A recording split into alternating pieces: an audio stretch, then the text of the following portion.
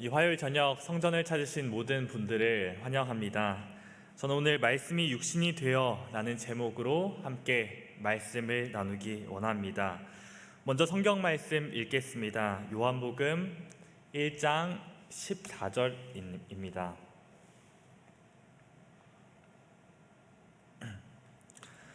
말씀이 육신이 되어 우리 가운데 거하심에 우리가 그 영광을 보니 아버지의 독생자의 영광이요 은혜와 진리가 충만하더라.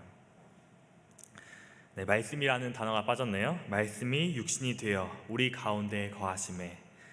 저는 질문 하나로 이 설교를 시작하려고 합니다. 사람은 하나님께 이를 수 있을까요? 인간이 높으신 하나님께 갈 수 있을까요?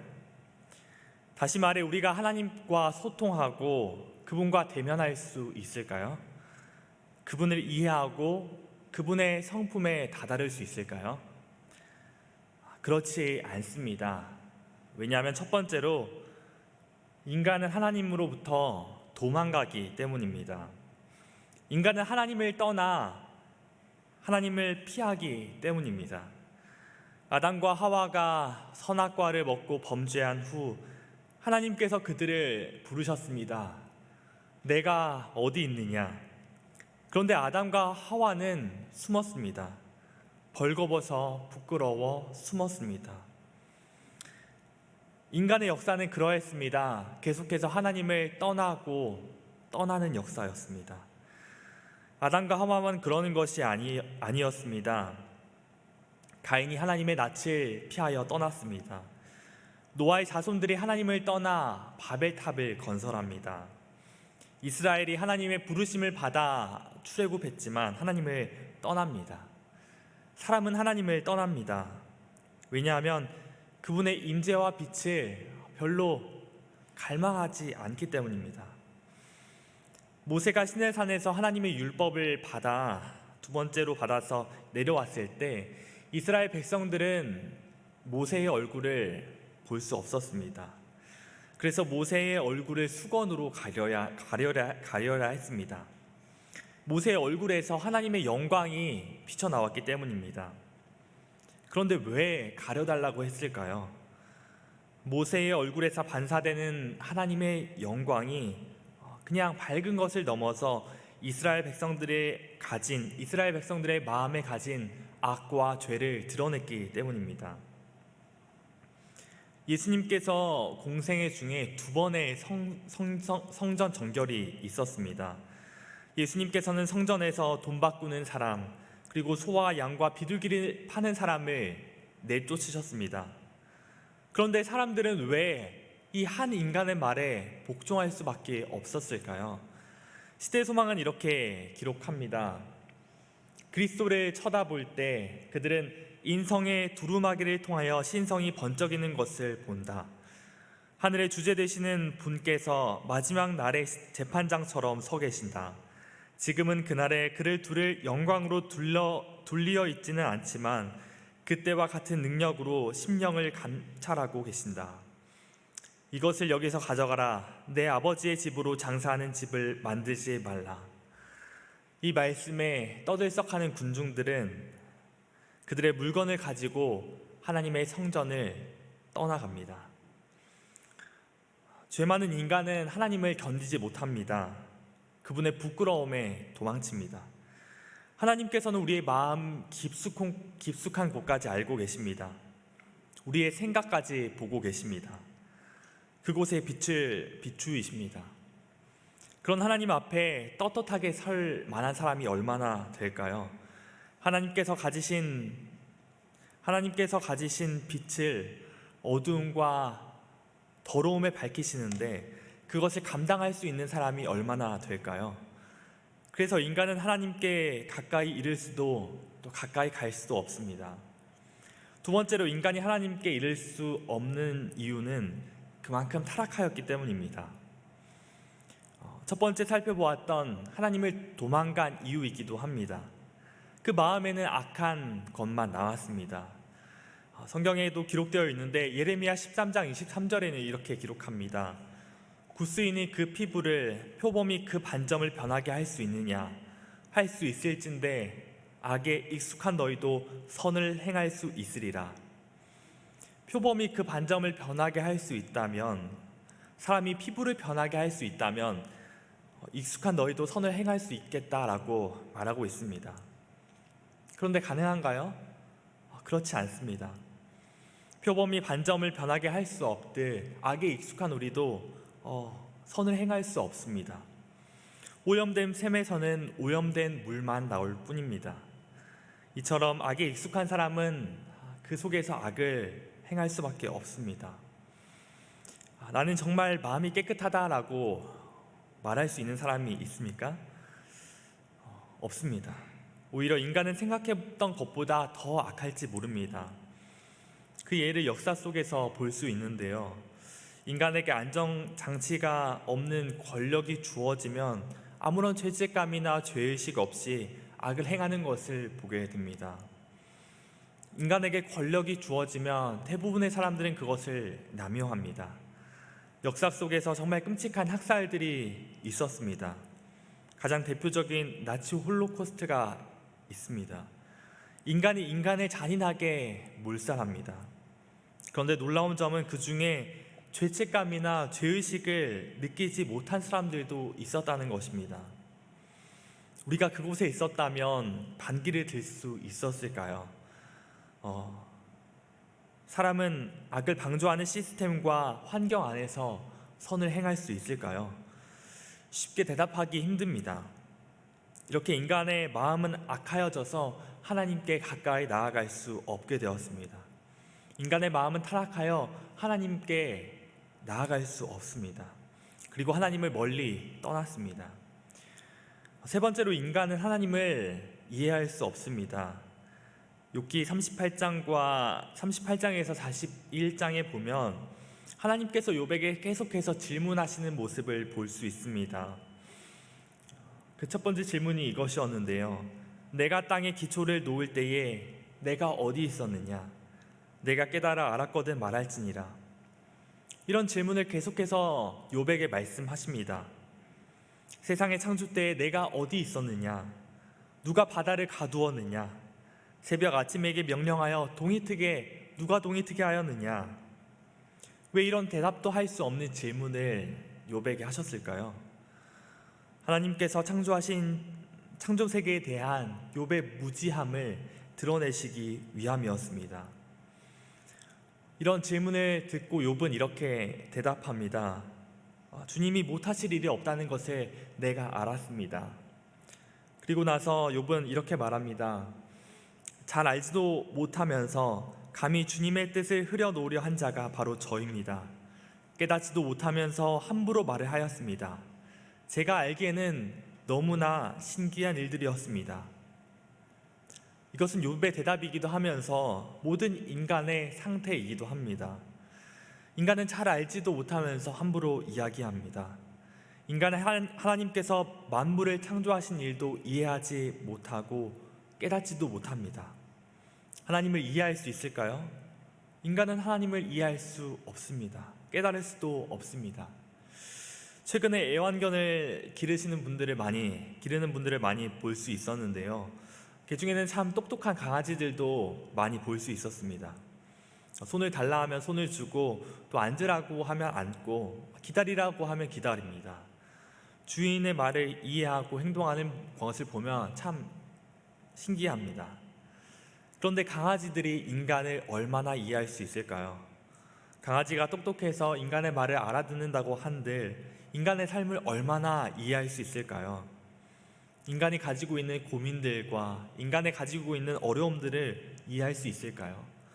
인간이 가지고 있는 종교심과 일은 왜 하고 돈을 왜 버는지 알 수 있을까요? 그럴 수 없습니다. 강아지의 조그만 사고 안에서 주인을 이해할 뿐입니다. 그런데 생각해 보십시오. 강아지가 인간을 이해하지 못하는데 유한한 인간이 무한하신 하나님을 이해하고 깨달을 수 있을까요? 그럴 수 없습니다. 인간이 고민하고 생각하고 알아내려고 한들 하나님을 깨달을 수 없습니다. 그래서 인간은 하나님께 이를 수 없습니다. 하나님을 떠나 도망칩니다. 하나님과는 반대로 갑니다. 그래서 점점 더 타락해져 갑니다. 하나님을 이해할 수도 그분을 깨달을 수도 없습니다. 그래서 우리는 하나님께 가까이 갈 수도 그분과 소통하고 대화할 수도 없는 존재가 되어버렸습니다. 그런데 예외가 있습니다. 바로 예수 그리스도입니다. 왜 예수님께서 예외가 되십니까?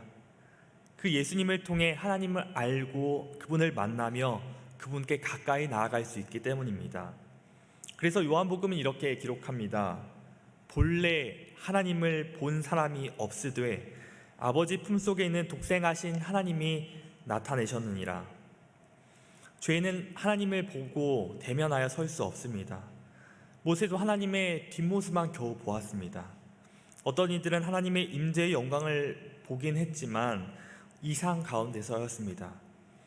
누구도 하나님을 직접 보지 못하고 또 누구도 하나님을 직접 보려고 하지 않습니다. 그분과 가까이 가려고 하지도 그분을 이해하려고 하지 않습니다. 그런데 품속에 독생하신 하나님께서 그분이 어떠한 분인지 알려주며 그분께로 가는 길을 보여주십니다. 첫째로 인간이 하나님께 도망할 때, 하나님으로부터 도망할 때 우리를 찾아오셨습니다. 말씀이 육신이 되어 우리 가운데 거하심에 우리 가운데 거하셨습니다. 이 거하심에라는 단어를 직역하면 텐트를 친다, 장막을 친다라는 뜻입니다. 우리가 이것을 들으면 한 가지가 떠올려지는데 바로 성막입니다. 애굽을 떠나온 이스라엘 백성들에게 하나님께서는 성막을 짓도록 하셨습니다. 그리고 그 성막을 지을 때 이렇게 말씀하셨습니다. 내가 그들 중에 거할 성소, 내가 그들 중에 거할 성소라고 말씀하셨습니다. 예수님께서 죄인인 우리 중에 거하셔서 우리와 만나시기 위해서 장막을 치신 것입니다. 텐트를 치고 캠핑하는 문화가 우리나라에도 많이 들어온 것 같습니다. 산과 들에 더 가까워지고 휴식을 즐기기 위해서 캠핑을 합니다. 그런데 저는 이런 얘기도 한번 들어본 적이 있습니다. 캠핑을 가고 싶어하는 아내가 남편에게 우리도 좀 밖으로 나가보자, 다른 집처럼 밖으로 나가보자 이렇게 얘기를 했다고 합니다.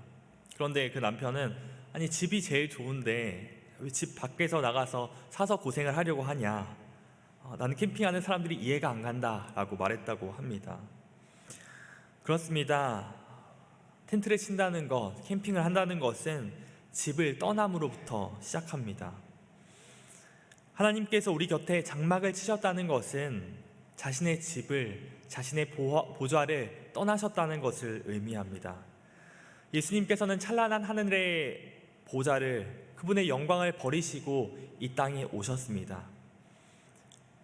그리고 우리는 그 이 땅에 오신 예수 그리스도를 통해 하나님을 봅니다.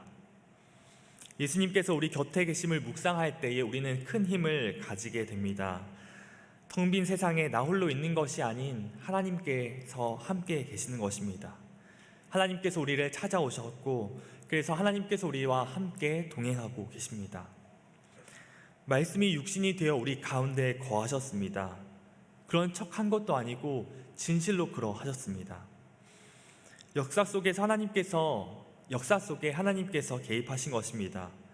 갈라디아서에 보면 때가 참에 하나님께서 그 아들을 보내셨다라고 기록합니다. 특정한 시각과 장소에 예수 그리스도를 보낸 것입니다.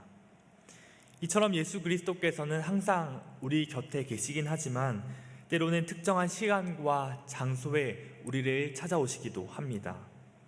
물론 그것이 안식일이 될 수도 있겠고요.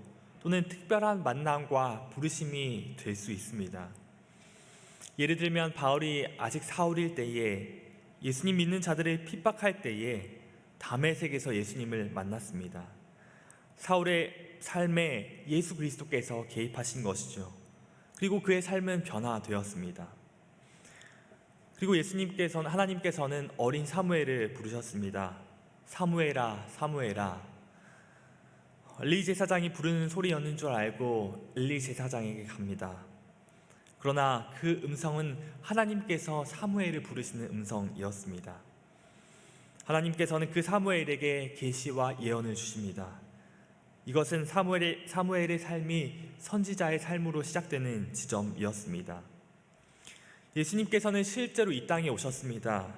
역사 속으로 찾아오신 것입니다. 과거에 이스라엘 땅에 찾아오신 예수 그리스도께서 이제는 실제로 우리 삶에 찾아오십니다. 때로는 특정한 시간과 장소에 하나님께서 우리를 찾아오시기도 합니다. 그런 우리 삶에 찾아오시는 예수님께 감사하고 또 그분을 경험하길 소망합니다. 말씀이 육신이 되셨다는 요한복음의 말씀은 요한복음 1장에서 말씀이라는 단어는 더 이상 요한복음에 나오지 않습니다. 말씀이 육신이 되셨다는 요한복음 1장에 나오고 말이죠. 그리고 난 다음에 예수님의 침례와 제자들을 부르시는 장면이 기록되어 있습니다. 그리고 첫 표징이 기록되는데요. 바로 그것은 혼인잔치에서 물을 포도주로 만드는 표징이었습니다. 예수님을 메시아, 곧 하나님의 아들로 믿을 수 있는 첫 표징이 바로 물을 포도즙으로 만드는 기적이었습니다.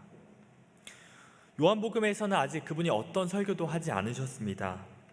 그런데 첫 표징이 물을 포도주로 만드는 기적이었습니다. 세속적인 사건에 인간에게 행복과 기쁨을 가지러 오신 예수 그리스도의 모습이었습니다.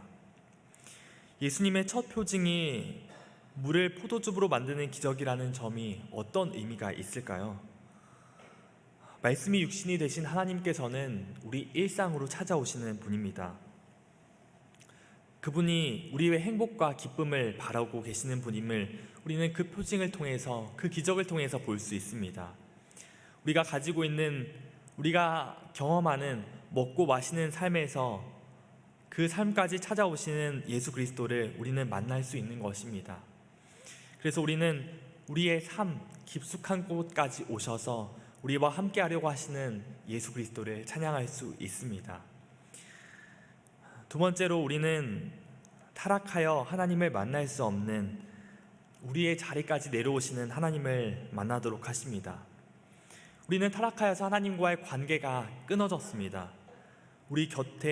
그런데 우리 곁에 오셔서 그분께서는 우리에게 하나님의 품성과 그분의 자비를 드러내셨습니다. 예수님께서는 나사렛이라는 곳에 사셨습니다. 그곳은 악한 평판이 있는 곳이었습니다. 예수님께서는 시험 받을 수 있는 곳에, 그런 환경 속에 사셨습니다. 인간의 타락의 심연까지 내려오신 것입니다. 어둡고 냄새나고 악한 곳까지 내려오셨습니다. 예수님께서는 그분의 순결을 보존하시기 위하여 항상 경계하셔야 했습니다. 그러나 예수님께서는 완전하셨습니다. 그리고 순결하셨습니다.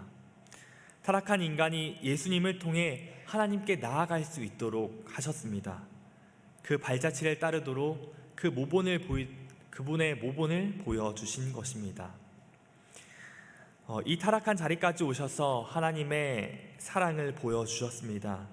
자신을 낮추어 인간의 형체를 입으셨습니다. 신성의 충만함이 거했던 창조주께서 구유 안에 아기가 되셨습니다. 그러나 그 예수 그리스도 자신을 통하여 하나님의 품성을 완전하게 계시하여 주셨습니다. 예수님께서는 곧 이 일만을 위하여 신성의 능력을 사용하셨습니다. 하나님의 품성을 계시하는 일에 있어서만 그분께서는 능력을 사용하셨습니다. 예수님께서는 사람을 고치시고 회복시키시며 죄를 용서하시고 하나님께서 보내신 사랑의 구주임을 드러내셨습니다. 바로 예수 그리스도를 통해 하나님의 사랑을 알도록 하신 것입니다. 세 번째로 우리는 하나님을 이해하고 깨달을 수도 없지만 예수 그리스도를 통해 하나님을 알도록 하셨습니다. 말씀이 육신이 되셨습니다. 말씀, 곧 하나님의 율법과 그분의 의미가 예수 그리스도로 나타난 것입니다. 우리는 그 예수님을 통해 하나님을 이해하고 그분을 깨닫고 하나님을 볼 수 있습니다. 예수님은 자신을 진리라고 표현하셨습니다. 그런데 그 진리라는 단어는 우리에게 정말 오묘하고 심오하고 어렵게 다가옵니다. 그런데 이 진리가 어렵고 복잡한 개념이 아니라 예수 그리스도 자신이 진리라고 말씀하십니다. 진리가 어떤 법칙이 아니라 예수 그리스도께서 진리이며 예수 그리스도를 아는 한 인격이 진리라고 말씀하셨습니다. 인간의 지성으로 하나님을 이해하는 것이 불가능하지만 예수님께서는 하나님의 계시, 하나님을 보여주신 것입니다. 하나님께서 어떠한 분이심을 알려주셨습니다. 그분의 생애와 죽음, 부활, 또한 하늘 성소의 중보를 통하여 하나님의 마음과 그분의 계획을 이해하고 깨닫도록 또 받아들이도록 하셨습니다. 그래서 기독교 신앙이란 예수님과의 인격적인 만남입니다. 예수님께서 나를 위해 하신 일을 믿고 받아들이는 것입니다. 이것이 우리가 이해할 수 있는, 우리가 경험할 수 있는 진리입니다. 이렇게 인간이 하나님을 떠났지만 예수 그리스도께서 우리를 찾아오셨습니다. 인간이 타락하여 하나님을 가까이 할 수 없을 때 그 타락한 곳에 오셔서 하나님의 품성을 보여주셨습니다. 하나님을 알도록 하셨습니다. 놀라운 예수 그리스도의 사랑을 우리에게 보여주신 것입니다. 그렇다면 우리에게 있는 과제는 그 빛을 받아들이는 것입니다. 예수 그리스도를 통해 나타난 그 빛을, 그 생명을 우리가 받아들이는 것입니다. 세상은 이것을 이해하지 못합니다. 성탄절, 크리스마스가 되면 예수님을 믿지 않는 사람들조차도 예수님의 탄생을, 아기 예수의 탄생을 축하한다라고 말을 합니다. 물론 그날이 예수님이 태어난 날도 아닐 뿐더러 예수님께서 이 땅에 탄생하신 이유나 목적도 이해하지 못합니다. 그냥 사람들은, 세상은 역사적으로 한 성인이 이 땅에 왔다라고만 받아들일 것입니다. 이분이 하나님이심을 받아들이지 못하고요. 이스라엘도 그러하였습니다. 예수님께서 말씀이 되어서 몸으로 오셨는데 이스라엘 백성들은 그분을 깨닫고 그분에게 놀라지도 않았습니다. 그런 사람들을 보며 예수님께서는 한탄하셨습니다. 그들은 듣기는 들어도 깨닫지 못하고 보기는 보아도 알지 못하는구나 라고 말씀하셨습니다. 오늘날 예수라는 인간이 이 땅에 태어남을 알지만 그 의미를 알지 못하는 사람들이나 이스라엘 백성들이 그분의 말씀을 듣고 그분이 경험했으나 깨닫지 못하는 모습, 두 가지의 모습은 같습니다. 마치 어두움이 빛을 깨닫지 못하는 것과 같았던 것입니다. 그런데 심지어 예수님을 따르는 사람들도 그러했습니다. 예수님께서 나는 하늘에서 내려온 떡이다 라고 말씀하셨을 때 나는 생명의 떡이며 내게 오는 자는 결코 줄이지 않는다 라고 말씀하셨을 때 제자 중 여럿은 이 말씀은 어렵도다, 누가 들을 수 있느냐 라고 말했습니다. 그들은 예수님이 생명의 떡임을 이해하지 못했고 그것을 깨닫지도 못하였습니다. 그뿐만인가요? 예수님께서는 계속해서 말씀하십니다. 나도 너희가 아브라함의 자손인 줄 아노라. 그러나 내 말이 너희 안에 있을 곳이 없으므로 나를 죽이려 하는도다. 43절입니다. 어찌하여 내 말을 깨닫지 못하느냐? 이는 내 말을 들을 줄을 알지 못함이로다. 내 말이 있을 곳이 없다, 내 말을 깨닫지 못한다 라고 슬퍼하십니다. 우리에게도 말씀을 살아있는 생명으로, 빛으로 받아들이고 있습니까? 그러나 우리 스스로 고안해낼 수 없는 이 말씀을 붙들면 이 말씀이 생명의 원천이 됩니다. 예수님께서는 말씀하십니다. 그러므로 예수께서 자기를 믿은 유대인들에게 이르시되 너희가 내 말에 거하면 참으로 내 제자가 되고 진리를 알지니 진리가 너희를 자유롭게 하리라. 너희는 내가 일러준 말로 이미 깨끗하여졌으니 그분의 말에 거하면 예수 그리스도의 제자가 될 수 있고 진리를 알면 진리가 자유롭게 할 것입니다. 그 말을 예수님께서는 하셨습니다. 그분의 말씀으로 깨끗하여질 수 있습니다. 어떤 사람은 예수님의 말씀을 깨닫고 생명과 정결과 자유를 누렸지만 어떤 사람들은 그렇지 못했습니다. 어떤 사람들은 어둠에 있기를 갈망했지만 어떤 사람들은 빛을 깨닫고 그 빛으로 나오기 원했습니다. 이렇게 어둠과 빛은 항상 우리 곁에서 어둠은 빛을 삼키려고 합니다. 그런데 우리는 예수 그리스도라는 빛을 통해 어둠을 몰아내고 있습니까? 한 선교사가 있었습니다. 오랜 기간 가난한 이들을 봉사했습니다. 늘 파산하기 직전에 찾아온 도움의 손길로 겨우겨우 살아왔습니다. 그는 언제나 파산의 상태보다 딱 한 발 앞서 있었습니다. 어둠이 뒤쫓아와서 위협했음에도 그 선교사는 선교를 이어갈 수 있었습니다. 어둠이 빛을 붙잡지 못한 것입니다. 이 세상에 많은 어둠이 우리를 삼키려고 합니다. 세상은 탐욕스러운 사람으로 살아가라고 합니다. 물질 만능주의를 내세웁니다. 이기적인 사람으로 내몰고 자신의 꿈만을 쫓아가라라고 합니다. 그런데 하나님께서는 말씀을 통해 남을 배려할 줄 아는 인간, 측은지심을 갖는 사람, 하나님께 맡기며 사는 인생을 살라라고 말씀하십니다. 세상은 빛을 붙잡으려고 하고 빛을 어둡게 하려고 하지만 우리가 따르는 것은 빛이 되어야 하지 않겠습니까? 로마서 12장에서 바울은 선으로 악을 이기라, 악에게 지지 말고 선으로 악을 이기라 라고 말씀합니다. 이 세상을 살며 예수님께서 이 땅에 오신 방법대로 악에게 응대하라는 것입니다. 세상의 방식, 곧 힘과 폭력과 응징과 거짓으로 악을 극복하는 것이 아닙니다. 예수님께서 하신 대로, 예수님께서 하나님 안에서 응답하신 대로 악에게 응답하는 것입니다. 어둠 속에 있는 세상의 빛을 비춤으로 악을 극복하는 것이죠. 타락한 세상 속에 들어가 하나님의 사랑을 펼치는 것으로 말입니다. 하나님을 떠나 도망하고 있는 우리에게 찾아오신 예수님, 그래서 그분의 인성 속에서 하나님의 영광을 보여주신, 또 하나님을 이해할 수 없는 우리에게 하나님을 보여주신 예수 그리스도, 그분은 우리에게 빛을 비추어 주셨습니다. 무지와 방황과 어둠 가운데 헤매는 우리에게 빛과 생명을 주셨습니다. 그분의 은혜에 감사하며 이젠 우리가 그 생명과 빛을 비춰야 하지 않겠습니까?